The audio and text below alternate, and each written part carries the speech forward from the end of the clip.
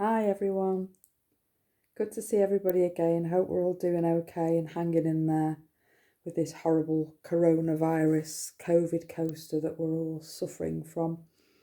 Um, in the previous videos, I've talked a bit about the various approaches holistically to my ME over 24 years and obviously the COVID situation with the long haul that I'm suffering along with many thousands of people. Um, but what's not been touched on, which I wanted to just talk about briefly today, is our mental attitude and mindset to all of this. Because at the end of the day, we don't always appreciate just how much our mindset, when we're poorly or when things aren't going right in life, can actually have a quite an impact on our physical well-being. So how we think and how we approach situations can really impact on how we're feeling in a physical sense. And it's something that's been sort of brought to my attention far more in the last sort of few weeks slash couple of months, because it's so easy when it goes on for such a long time to, I guess, get bogged down in that sick, poorly mindset. It's difficult to see your partners and your kids, etc., having to sort of help out and do stuff that you perhaps normally would be doing around the house. You may not be able to work at the moment. Things like making a meal, the laundry, general domestic stuff, spending time with the kids may all be just too far out of reach at the moment. And it's easy to get caught up in the whole sort of guilt trap of that, of feeling like you're not worthy and losing your sense of self-worth because you can't do what you're used to doing within your environment, whether it be within a family, friends, whatever your relationships with people. It's easy to start thinking that you're not meeting those sort of self-imposed requirements of what it is to be a partner or a mum or a brother or a sister or a good friend, because you're so busy dealing with your own health situation. So it's key really to let yourself off the hook in this point of view from a mental perspective, and not get caught up in that guilt trap of thinking that you're not enough and you're not able to do what you would normally do.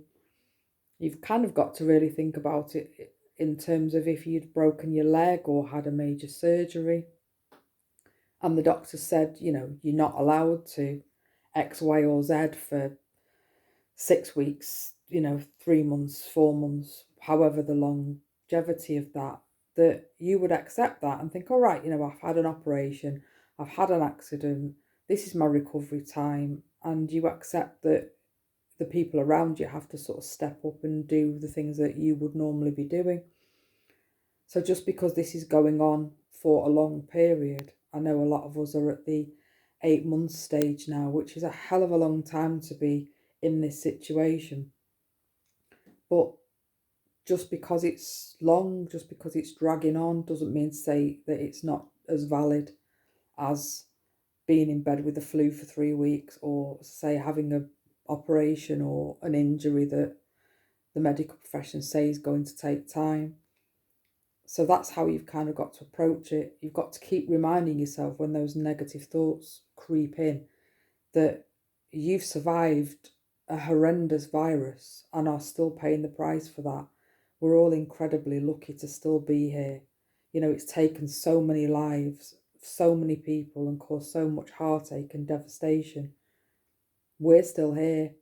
Yes, we may be still suffering the impact of that 8 months down the line, but we are allowed to be poorly. We are allowed to not be able to return to our normal domestic lives and working lives and have the same relationships with the people around us because we are sick. Our bodies need time. This virus has wreaked havoc internally, and we need to give ourselves time to recover from that and permission to rest and pace and do what we need to do to keep our bodies healthy and let ourselves off the hook. So I've been doing a lot of work on my sort of mental health and emotional well-being, and looking at my patterns of behaviour that have kind of held me back, I think, over the years of having ME, and applying that to the long COVID that I'm currently in the middle of, 8 months in, to, I guess, rethink my attitude to me and my illness and my limitations and the patterns of behaviour that I've kind of adopted over time and the guilt trips that I take myself on because I can't cook a meal, or I'm not doing the housework, or can't go shopping, or I'm not working, etc., etc. And realise that I'm becoming my own worst enemy in many ways in buying into that when my mind's telling me that, I'm failing in that respect. I need to remember that I'm supposed to be in this situation, that it's okay to be resting and ill and not doing those things at the moment, and that I will get back to that in due course. And the sooner I let myself off the hook in that respect and give my body a chance and stop the negative thoughts and feelings and emotions weighing me down, the quicker I'm likely to recover and get back to me. So it was just a thought that I wanted to share, really. It's easy to talk about diet and nutrition and supplements and, all the sort of practical things that we can be doing to help our well-being, and the medical professionals we can be seeing. And yeah, that all has its place. We may need to be on medications. We need to be getting tests to make sure we know what's going on inside our bodies. We need to take the supplements and eat well and rest, etc. But we need to also be addressing our mental and emotional well-being. We need to be reflecting on our patterns of behaviour and our attitudes to things, and give ourselves a chance to sort of redefine who we are and look deep within to make sure we're not buying into this negativity and therefore hindering our physical recovery and healing. So just something I wanted to share, really, and make you all mindful of. I'm finding that meditation is fantastic for that. It's a good way, obviously, to relax and to just shut everything down, to give your mind and your body a chance, and also a good way to look at yourself. So the mindfulness, the meditation, the self-care and self-reflection is all just as important in healing ourselves emotionally, dealing with things that we've maybe not dealt with, emotional baggage we're carrying around, mental attitudes to things like relationships with people or decisions we've made in our lives, etc. And our general sense of self-worth are all valid and all important and all need addressing and looking at, because the sooner we free ourselves from those blockages and obstacles, the sooner we put ourselves in a positive mental mindset as best we can under the circumstances, the sooner we give ourselves a chance to actually fully heal. Some little tips I've kind of picked up in recent times is to choose at least one thing a day that puts a smile on your face, makes you happy. Stick on your favourite tune, dance around your kitchen, to within your limitations. It might just be that you just tapping your feet in your chair, if that's all the energy that you've got, to your favourite tune or something that brightens your day. Watch your favourite TV programme, put a good comedy on, get on the phone and talk to a friend that you can always have a good chinwag and a good laugh with. Anything that just lights up your soul and brightens your day and puts that smile on your face. To try and do just one of those things each day is massive in just lifting your mood and helping with that positivity. If you're creative, I've got back to doing a little bit of art and doodling, which I've not done for years, which makes me happy, makes me smile. So sit with yourself for 5 minutes and just ask yourself what makes you happy, what puts a smile on your face.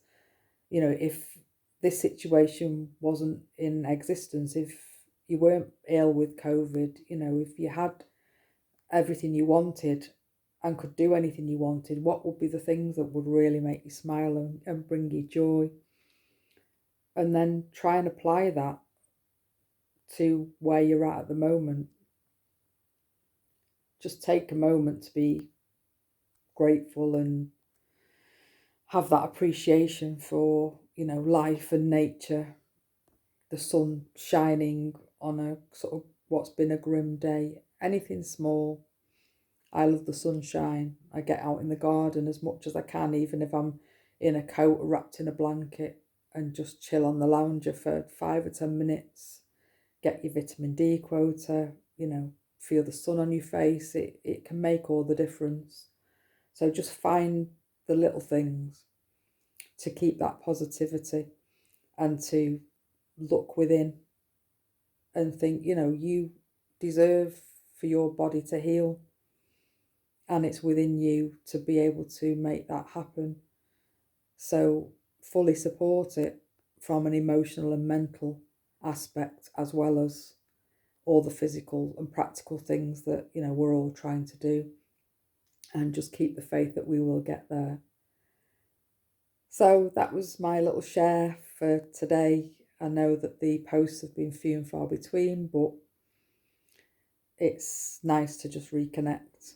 And I hope that you're all just hanging in there and staying strong, stay positive, and trust that we will all heal in time, and just be patient with ourselves for that. So I shall check in with you soon. Bye for now. Ciao.